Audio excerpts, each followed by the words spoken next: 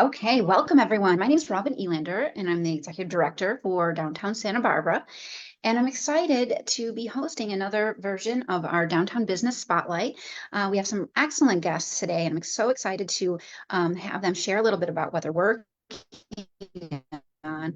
Noah, would you like to go first? Tell us a little bit about yourself and Nomad Goods. Hey Robin, yeah, thanks for having me here and for involving Nomad. So we are we make No, smartphone can you hear me accessories. okay? Yes, can you hear me? Excellent. Yeah, we're having a little bit of connection delay, but we'll probably be able to work through it. So we're going to come back to you and to hear a little bit more about your business shortly. And Jessica, tell us a little bit about your business as well. Sure. Thanks, Robin. My name is Jess Morton. I'm the Marine Resource Protection Program Director at the California Marine Sanctuary Foundation. In my role with the foundation, I also help support NOAA's Office of National Marine Sanctuaries on the West Coast, especially with whale conservation work.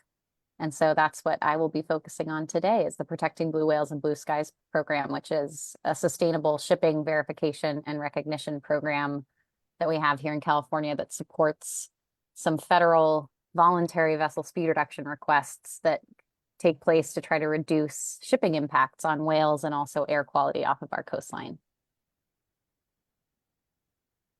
What an awesome program. So excited to learn more about that. Thanks for joining us, Jessica. And Jill, with the City of Santa Barbara, tell us a little bit about yourself.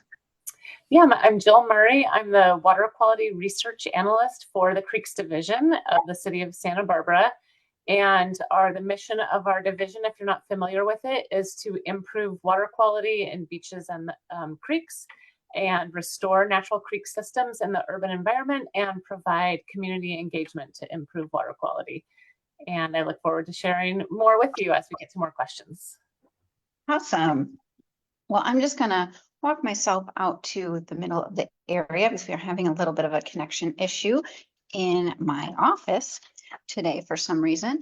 But let's go back to you, Noah. Would you like to share a little bit more about Nomad since before we had a little issue, we couldn't quite hear you. So tell us a little bit more. Yeah, so I'm Noah, co-founder and CEO of Nomad. We are a consumer goods company. We got started here in Santa Barbara 12 years ago on Kickstarter. So we are a backed from the people kind of company.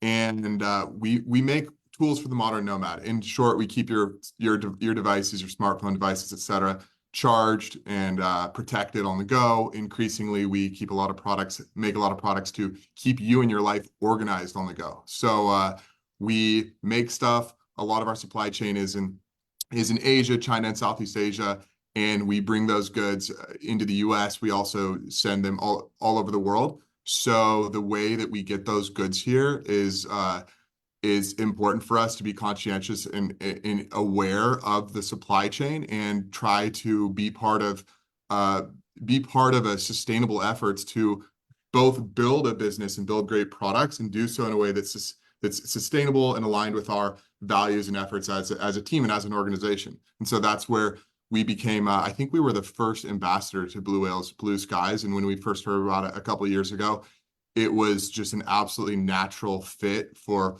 who we are and what we care about and the type of thing that we want to always be doing more of, and hopefully helping be a small voice in the broader system here to show that you can build great products, build a business, and do so in a way that's aligned with larger efforts for sustainability, and that those things, that sustainability and business growth don't need to be incompatible or incongruous. In fact, they can align together, and that if we could encourage other companies, maybe some companies bigger than we are, that would just be a huge huge accomplishment. So we're super stoked to be involved, and it's great to be here today and connecting with the different parts that make these things possible and bring awareness. Oh, so love that. I understand that you're a carbon neutral company. Is that correct?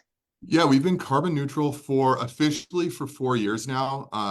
We got started in 2012, and we've always wanted to align ourselves and do things that bring us more to, that showcase and help develop the sustainable practices of our supply chain, from producing the products to shipping them. Carbon neutrality is key. We have other things that we do. We're really excited internally about the way that we've been reusing products. So we repair broken products that are sent in. We'll resell them with our warehouse program.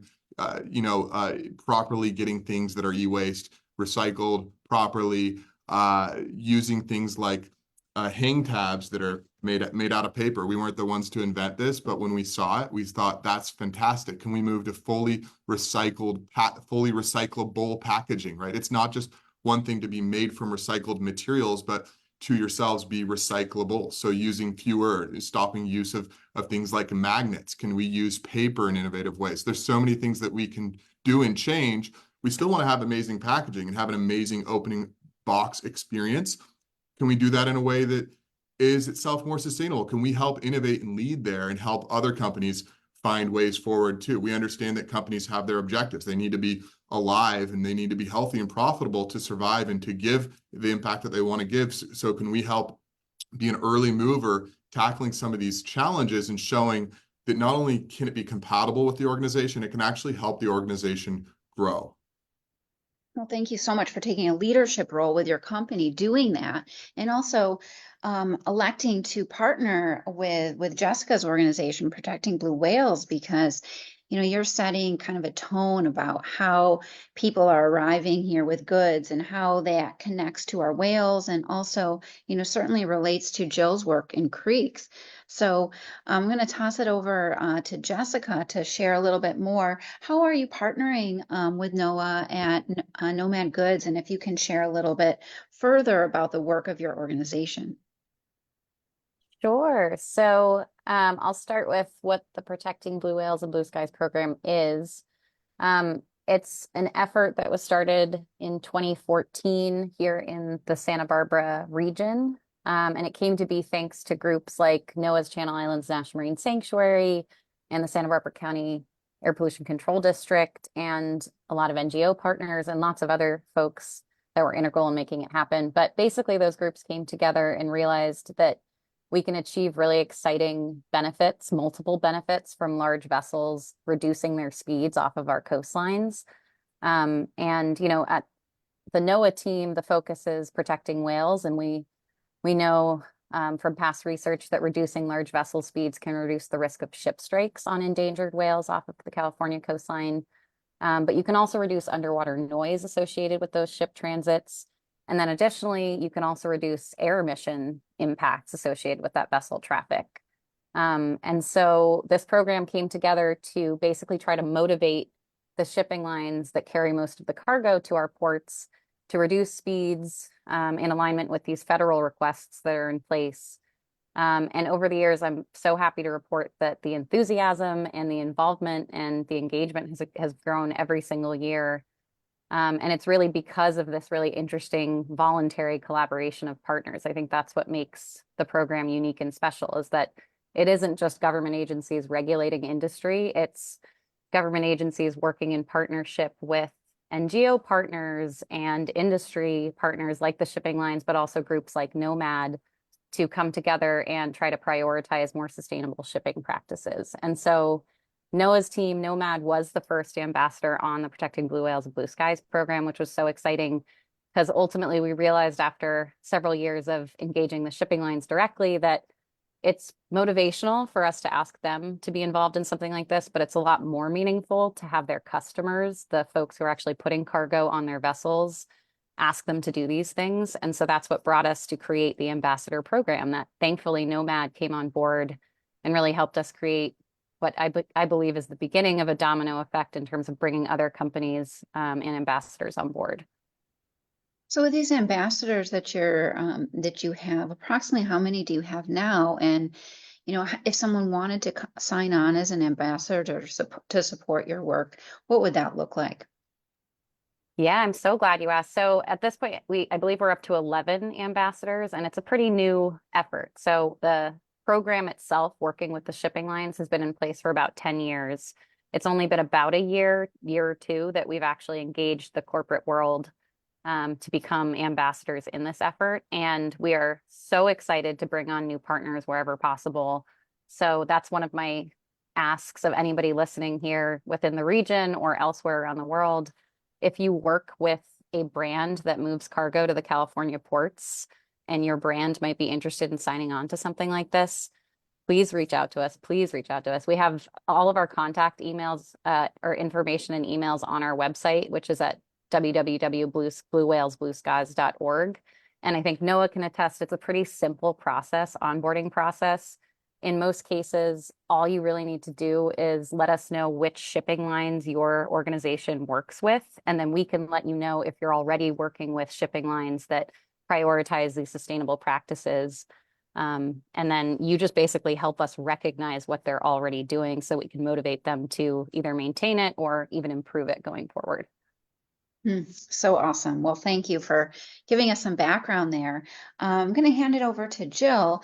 Tell us a little bit about what the city is doing, what you are doing, particularly in the Creeks area, but maybe a little bit, if you can, about kind of some of the city's larger initiatives. There's so much going on in the work that you and your teams are doing, and it's exciting to be able to share more of that with the community. Yeah, I would love to. And I'm already thinking about ways, I want to make sure that Noah talks to the people in our trash and recycling. Anyway, so the Creeks Division, as I mentioned, is largely focused on the water quality and restoration. And that really does relate to the water that's coming out of our creeks, out of our watersheds into the ocean, and where the marine mammals are interacting with this runoff. One of our exciting new research projects is targeting microplastic. I'm sure that most of you have heard about this. This is the breakdown product of larger trash is getting into smaller and smaller pieces. Most of the microplastic that's found in the coastal areas is from runoff during storm events. And so we are trying to see if street sweeping can actually remove some of the microplastic that is on the street surfaces. I don't really know of any other way to intercept microplastic that's already out there. And so that's why we were able to get a grant from NOAA to be able to do this work. And we have a lot of other partners. And there are so many other things we do to improve water quality. A lot of the things you might have seen around town are some of our permeable paver projects where we're really trying to get the water to that's running off to slow down, spread out, and sink into the ground. That improves the water that reaches the creeks during our drought conditions. It gets it into the groundwater, gets it in, also reduces flooding. We don't want to see a completely paved environment. That's just going to increase flooding, and that's harmful to people that live here and the creek critters. But also, as you mentioned, we're part of a larger department called the Sustainability and Resilience Department. And so we share our focus with the Santa Barbara Clean Energy and the Climate Energy and Resilience Department. And then also our what's now called Clean SB, what used to be Environmental Services, which is really trash and recycling, but they're just constantly looking for ways to reduce the use of plastics and decrease single-use plastic use. A lot of what gets into the ocean is actually single-use plastics, and support companies that are trying to do things such as Noah's company. We trying to support companies that do the refill and decrease the amount of plastics that are being used. Within our city, we have a dishware program so that any department, for example, that's hosting a big event can come and get all of the dishes they need from our department. They can bring them back dirty and we'll clean them. And we're looking for ways to try to increase our collaboration with the community for similar initiatives. So we're a new department and we want to be bold and innovative. So please reach out to us for any of these kinds of topics. Wonderful. As Fiesta's coming up next week, and I know that each year, we're trying our best to keep confetti and other things out of the storm drains. Can you speak a little bit to how the city tries to navigate some of those issues as that's approaching? Yeah, confetti has been on our radar and something we've been working on probably for 10 years, I think. And that coincidentally, I think was right when the Mylar started becoming a more common component of the confetti. You know, when it's just paper, it's not ideal that it's going down into the storm drain, but it probably degrades pretty quickly and is not causing long-term problems for any for the environment. And once the Mylar came on strong, we realized we need to keep this out of the storm drains. And so the city puts covers over all of the storm drains during the parade and fiesta events. We were realizing this year that I think the confetti, you know, during COVID, there was a lot less confetti. And then since we're back in full swing, the confetti is coming out earlier and earlier in the year. So we're going to start working on that during solstice and 4th of July. And so we have a lot of messaging, a lot of education, and then to reduce the use of Mylar to encourage people not to buy the cascarones that have the Mylar, and to protect the storm drains where possible. That's such important work because we want to have our community celebrations, but while those are going on, we want to make sure that our environment, the oceans, and everything is not being harmed by that effort. So I'm so happy that you're able to share kind of what's happening in your space and how we're trying to protect that, but also how the community can really make their choices accordingly as well. Mm-hmm. And if you ever stay and watch the parades after they go by and watch how quickly the city comes in and cleans up most of the confetti and other ashes on the ground, it's really, really impressive. It really is impressive. I've coordinated many events over the years, and it is really wonderful to see how fast they come in, take things up, and then only hours later that space is looking just as it came for the most part. So really good. And then over the next few days, the little pieces are also navigated as the work crews come in too. So great. Well, I want to go back a little bit to Noah, and we'll come back to you as well, Jill. If you can share a little bit more about how your company started. And I understand it started here in Santa Barbara, but you have a kind of quite a wide ranging amount of services that you're kind of sharing with the world. Can you give us a little bit more history about your company?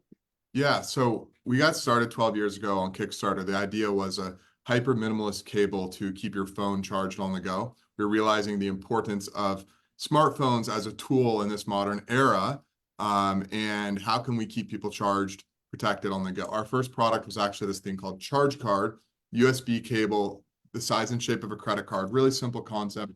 So you can always have a cable on you. Think of it like a jumper cable for your phone.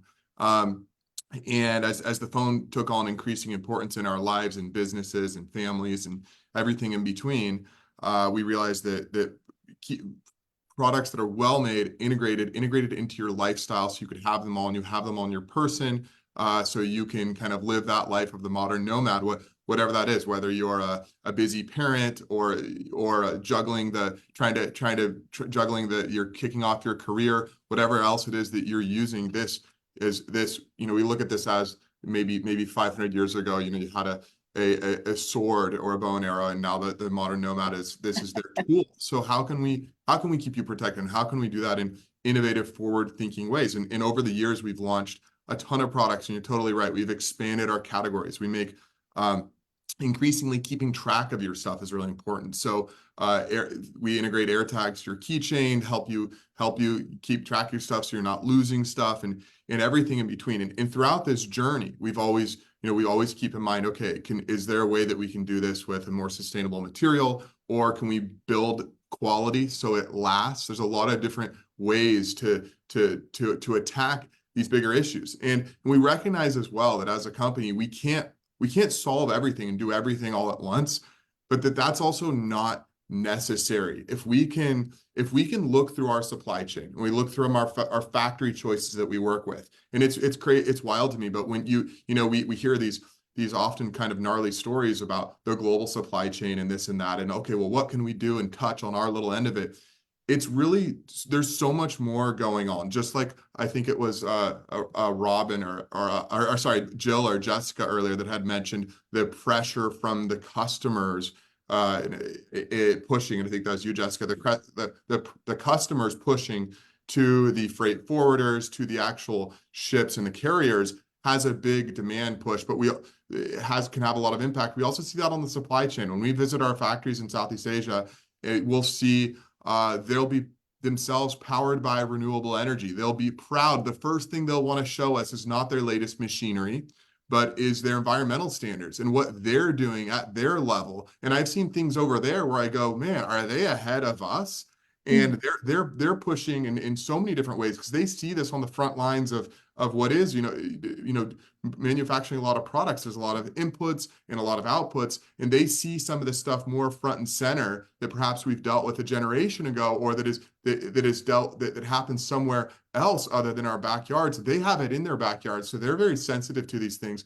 So it's been really cool for us to see, whether it's the vessel speed reductions here right in front of us, right in front of our beautiful channel. We're based here in Santa Barbara, and we have the privilege of being based in one of the more environmentally aware parts of the country. But when we trace it all the way back, there's so much impact that a company like ours can have throughout the process, while still maintaining their goals and objectives. We are constantly still developing innovative products with amazing materials to make your life easier, and to keep you charged, protected, organized, on the go. But we're doing that while looking all the way through our supply chain, and as we're growing and still having the big pressures of a timely supply chain. Okay, can we plan in advance and do this in such a way that is compatible with our business objectives? And so it's been really critical for us to operate with our objectives while aligning them with these things. And I think the big, not just challenge, but really fun opportunity has been to see that we can totally do that. Doing well does not have to have conflict with doing well as a business, right? So that's been a huge thing, because we're a business. We go through tough times. We need to get products here on time. Okay, we need to make sure that we can hit the margins. So if we want to have positive impact in this world, it's not going to do a whole lot of good if we're going bankrupt on the side, because we can't make things work. So it's been a really fun challenge and opportunity to see that there are some simple measures that can be taken at every layer of the supply chain. And whether you're making consumer goods, whether you are a service provider, whether you're a hotel, there's so many different ways that you can be part of it. And I think that's the important thing for us to realize,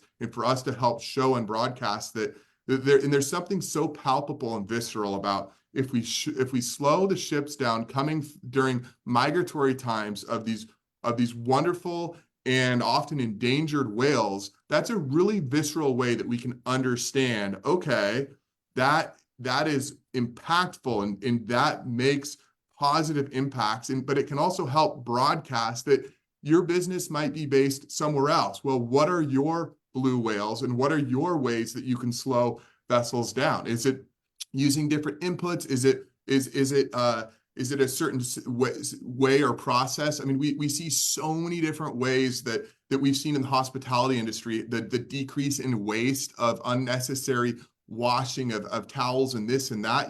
I'm someone, when I'm staying somewhere, I typically don't want them to come knocking on the room and clean everything all the time and kind of disrupt my program. These are a lot of times there's a lot of unnecessary waste that happens, where there's reductions that can happen that align with the business's objectives and with the goal of their customers. So where can we find these throughout our supply chain, throughout the services and goods that we provide? And what we have found is that the more we look into it, there's so many little ways that we can be impactful. And if we can help show companies bigger, that's huge. Just here in town, we remember reading about another much larger company that joined on, and we were so stoked to see that, because it was really cool for us to think, oh wow, like they're doing it. Well, if they're doing this, that's really going to move the needle.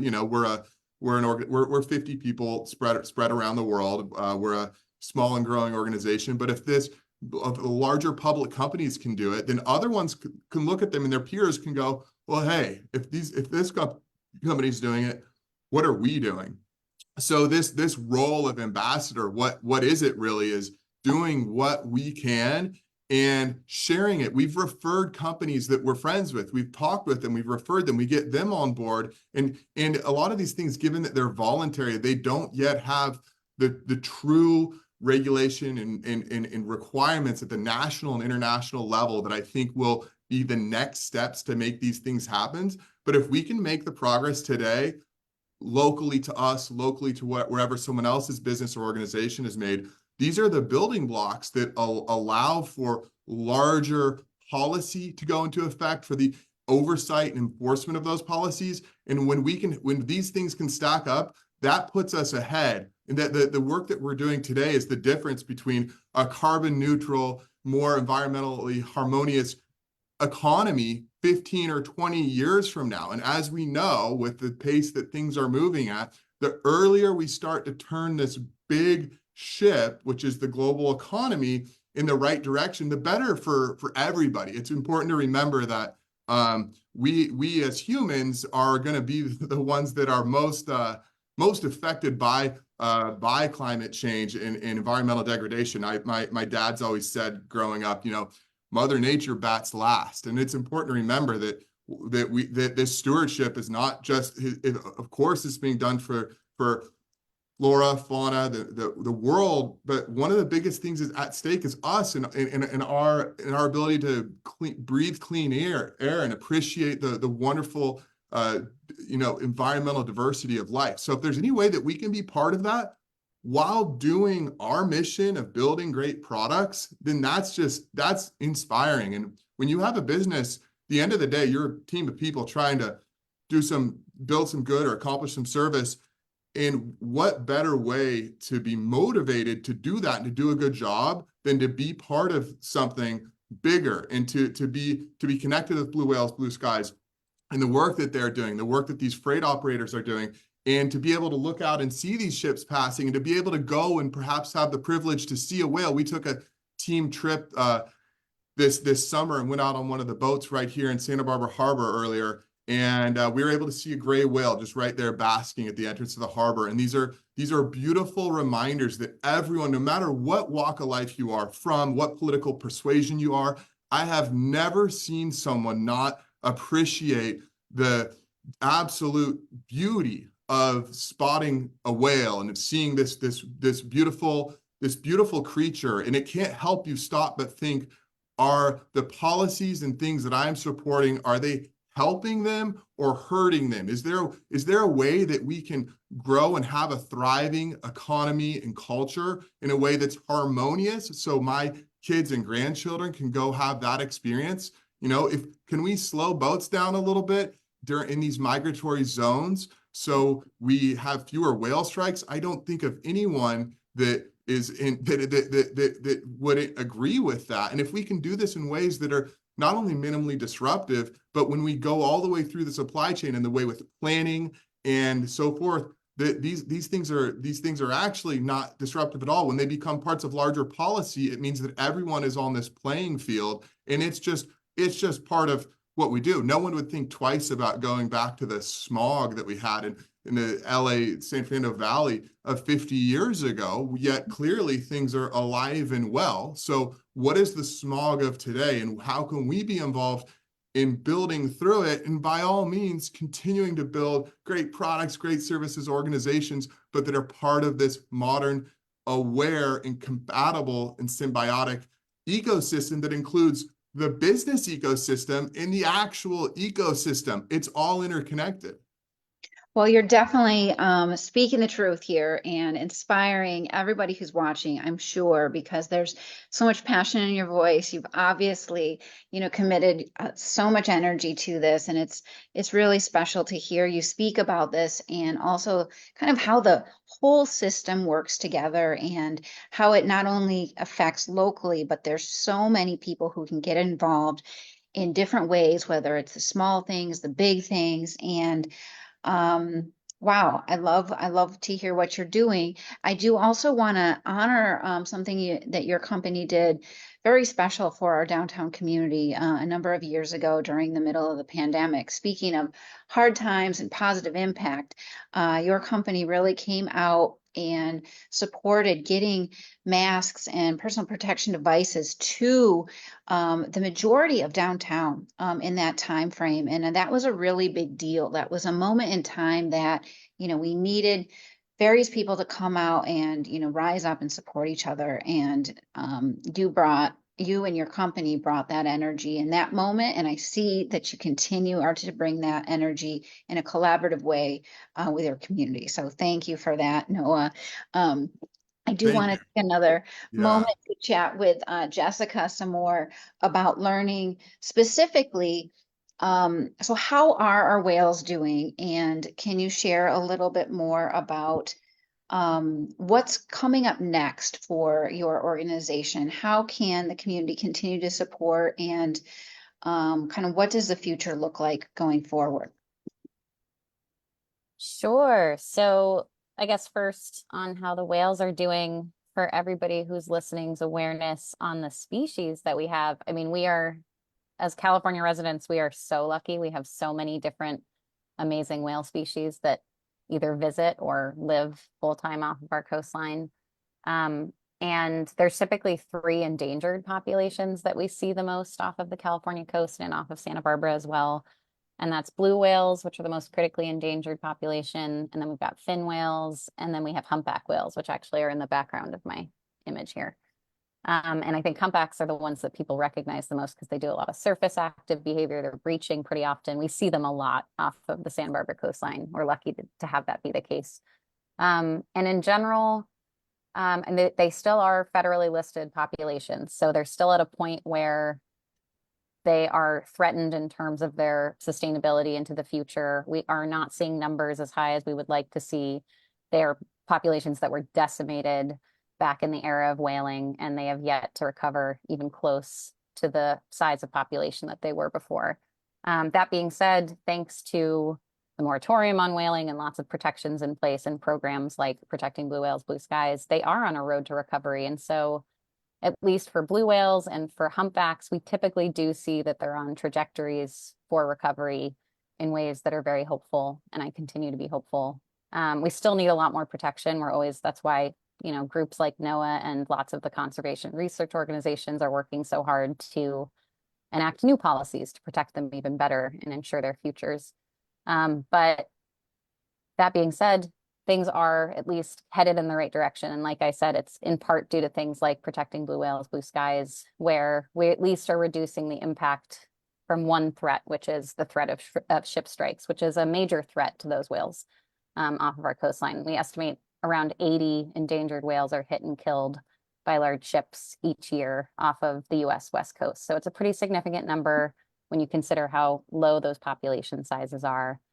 But we have seen a lot of enthusiasm and scaled up engagement, like I said, in this program over the years. And so we've seen the shipping industry not just choose to talk to us, but also start to listen and cooperate a lot more with these reduced speed requests. And so, if you looked back 10 years ago, we were about a 20% cooperation level across all of this large vessel traffic off of California when NOAA and the other agencies asked them to slow down. If you fast forward to last year, we're up to 65% of all of the large vessel traffic taking place. That's all of the cargo ships, that's tankers, that's cruise ships. And so significant. That's really some progress just by making requests, policy requests, because it's not total policy change at this point yet. Is that correct? This is all efforts in the right direction, but you don't have any laws yet on the books. Is that correct? That is correct. This Which is all incredibly voluntary strange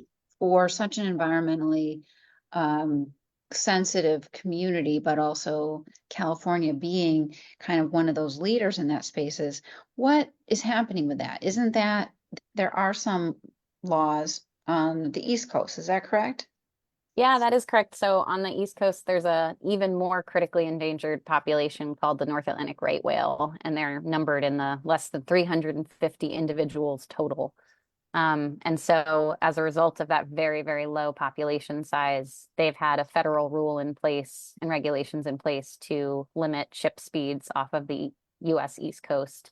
And yeah, for us in California, we follow a similar model, but it's purely voluntary. We do not have the political will or federal rule in place at this point for regulations to actually mandate that these ships slow down. And so I appreciate what you said, because I agree with it completely, based on the fact that this is a voluntary effort purely. 65% is not where we need it to be to optimally protect these populations, but I still think it's pretty exciting that we've been able to accomplish what we have in the span of 5 to 10 years. And I keep saying it, but it's really true. We look at the data, and when we started introducing things like the Protecting Blue Whales, Blue Skies program, this incentive program that lets the shipping lines actually capture benefits to their brands for being involved in this positive change in behavior, that's where you really see the jump in cooperation across the large shipping fleet. And so we're in the 2024 season now. It runs roughly May through December.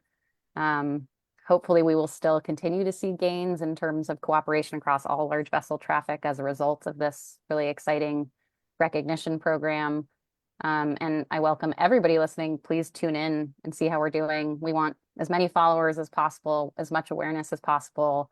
We have a LinkedIn page, we have a Facebook page, so please follow us across all those things and tune into our website and see how we're doing at the end of the season. Because at the end, we will always not only report back on what we're seeing in terms of cooperation, but we're also going to report back on what the environmental benefits are associated with those reduced speeds. So what we saw in terms of ship strike risk reduction, what we saw in terms of underwater noise levels, and what we saw in terms of emissions reductions associated with these transits that chose to slow down their speeds in these key habitats. Awesome. And you're not just based in Santa Barbara, you're really serving the entirety of the West Coast through your organization. Is that correct?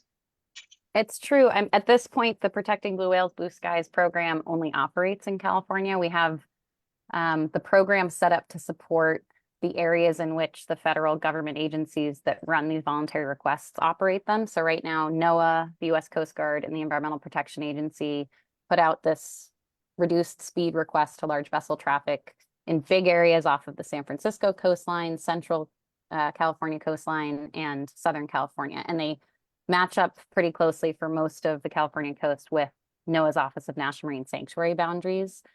But there's definitely areas along the U.S. West Coast where ship strikes are a problem, and our program's always looking to key partners like the agencies up there in other regions to see if it's merited to create vessel speed reduction programs similar to what California has in other areas. Well, keep up the excellent work. If folks want to learn more, again, she said go to the website. Do you have any upcoming events or things locals can get involved in to learn more about what you're doing? Sure. Yeah. I mean, definitely please check out the social media pages. We post a lot of exciting press and marketing associated with the program there. We'll post our results so you can see how we're doing. But one local event that is coming up this fall in October that I invite everybody to join for is the UCSB Annual Central Coast Sustainability Summit. And so that's something our team will be speaking at. And it's planned by a whole bunch of local groups like the cities of Goleta and Santa Barbara and Ventura. And it's focused on different programs and actions to solve environmental problems. And so if you want to hear about really cool things going on in the community surrounding that topic, but also want to hear from our team on how we're doing in the 2024 season, please tune in. And again, that's the Central Coast Sustainability Summit. Pretty much if you Google that, you should find it, and it's centered around UCSB. Excellent. Yeah, that is a great collaboration of so many people working in this space. So thank you, Jessica, for all you're doing. Jill, I want to go back to you and learn a little bit more about how businesses can participate in the work you're doing, how you can collaborate with the community to make the positive impacts your organization is doing. Okay, I think it would be great to just mention how the Creeks Division came to be, because it really was a collaboration between the environmental community and the business community. So this was in 2000. Measure B was put on the ballot, and it was in response to a lot of attention towards environmental degradation. Some of it centered around steelhead fish populations reaching, near extinction, and then also beach water quality warnings were going crazy. And so this was affecting the local environmental community and our residents, but also the tourism industry. And so everyone came together, put this measure on the ballot, Measure B. It increased the transient occupancy tax, the TOT. I think it went from 10% to 12%, and that jump went to form the Creeks Division. And so it's just been a gift from the community, and then the community has benefited so much from this collaboration.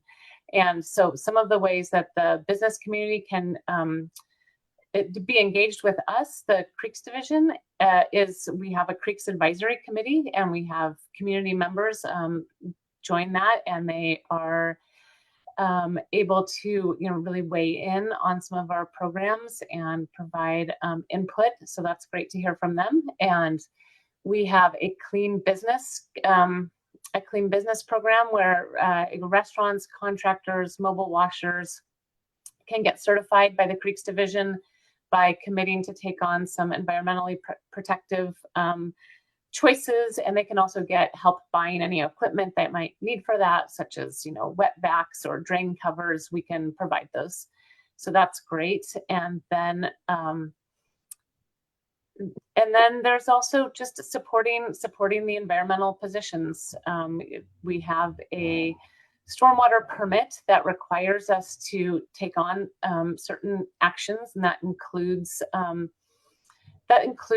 reviewing development, and development has for their stormwater protection measures. And we're really working to increase our communication about the whys of that and the benefits of that. But just like Noah has talked about, like the companies kind of needing to understand that doing the right step environmentally can also be a benefit to business. We really see the multi-benefits of when you have room to protect stormwater and increase infiltration, you're also increasing the potential for beautification of your project and reducing flooding. So the community having buy-in on that protective effort is really helpful. Excellent. So many good opportunities. Noah, were you going to share something? Yeah, so I just wanted to hop in and say one of our really near and dear former team members was actually she joined as part of the Creeks Advisory Committee.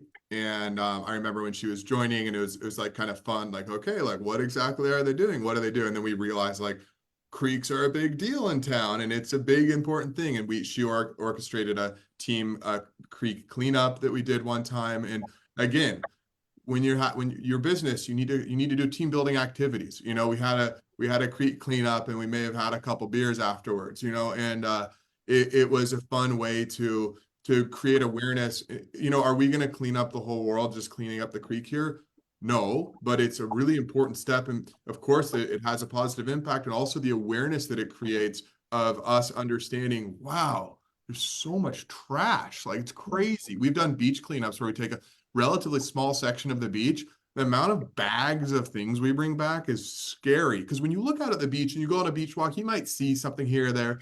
But when you're really crawling for it and combing for it, it's scary. And so these are the types of visceral connections and awareness that I think are really inspiring. Maybe it's a scary type of inspiration, but that's okay, to the team, and that can help create the stories that are going to help people share that experience with their friends and family members and people who are voting or weighing in on policies.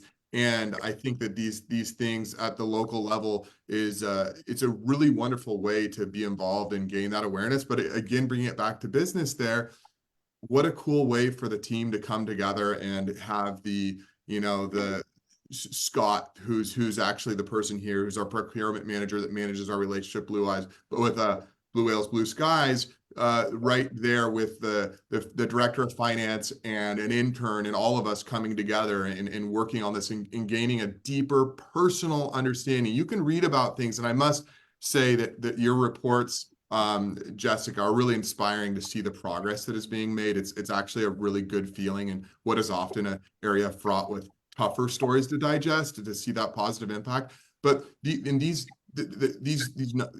seeing these with yourself and then understanding the broader implications of and the challenges that we're facing, but the way that we can have a positive impact, that's just really motivating to people to see that, okay, this problem is real, it's big. If I then see that I see how big it is just in, 1 acre, and I can look at that report and understand how big of an issue it is globally, we can understand we better frickin' do more, because as aware as we are here, we have our own challenges. So there must be a lot out there. So I think it's been a wonderful team building activity for us. So again, there's I a lot. really appreciate. Yeah, thank you. Thanks so much, Noah, for that, because I had forgotten to say that. Yeah, you can reach out to. We have a community engagement division. We're on all the socials at SB Creeks, or Sustainably SB for the larger sustainability division. And not only could you sign up for a trash pickup, we also have planting events. So there may be a little bit less depressing. You can go plant at some of our restoration sites, and then you can come back as a team and see those plantings fill in and really grow. It's really impressive to see the change. And another thing that anyone can do, not just businesses, but we have Creek Week coming up, and Creek Week is in September 21st through 28th, and it's a joint effort from a lot of different nonprofits and municipalities in the area celebrating our watersheds and our creeks. And we have numerous events, including our land shark tour of all of our restoration sites that sells out every year. And that one you can get on,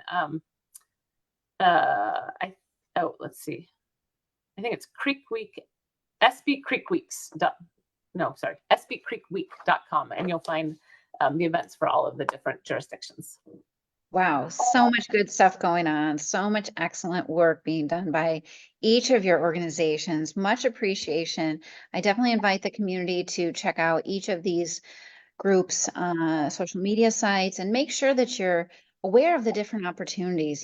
Get involved, get educated on what you can do, and really find that space to be able to learn about all of this, because it does really matter, as we've talked about here today. Jill, so you said the 21st through the 28th is Creek Weeks. We'll take a look at that. Jessica's event is coming up in October. Noah, do you have any events or initiatives you want to make sure people are aware of in the near future? Gosh, we have I would just say stay tuned to other companies that are doing cool things in the space, companies that you like when you see small efforts that they're taking. We have so many little efforts underway that to even experimentation that we do with new materials to how can we make sustainable materials with the products of sustainable materials. So just as a consumer, as a brand advocate, stay aware of companies like ours and support those companies, because they need your support. And believe me, the customers own and inspire the company. And by reaching out, connecting, sharing, just supporting us, it allows us to continue our efforts. Awesome. I'm going to switch gears a little bit and just share a few things that are coming up in downtown Santa Barbara. So this Friday at noon, we have an event that's a kickoff for Fiesta event, and we'll have some Spanish dancers on the 500 block of State Street. So if you'd like some outdoor seating associated with that, make a reservation either with Pescucci, Holdren's, Casa Comal, or Sandbar. So we're super excited about that. Also, today and next Wednesday, we have the continuation of our live music series. So every Wednesday from 5:30 to 7:30, we have live music on State Street, celebrating our local musicians, and also collaborating with our local businesses. Best Barbecue and APNA are part of that, and we've got some really yummy specials at both of those locations. And then coming up in September, we have, we're going to be highlighting our local retail community for a campaign called Shoptember, and also a retail-oriented kickoff event on August 14th. So stay tuned to everything that's happening downtown. Check out our website at downtownsb.org for not only the events we've talked about here, but over 1,500 businesses in the downtown area and many new ones that have been opening just in the last couple weeks. So we'll see you all around downtown. Thank you all so much for joining us, and we'll see you next time. Thank you. There we go. Oh, that's way fun. Thank you, Robin, Jill, and Thank Jessica. you. Bye. Keep up all the good work. Bye-bye. Thank you.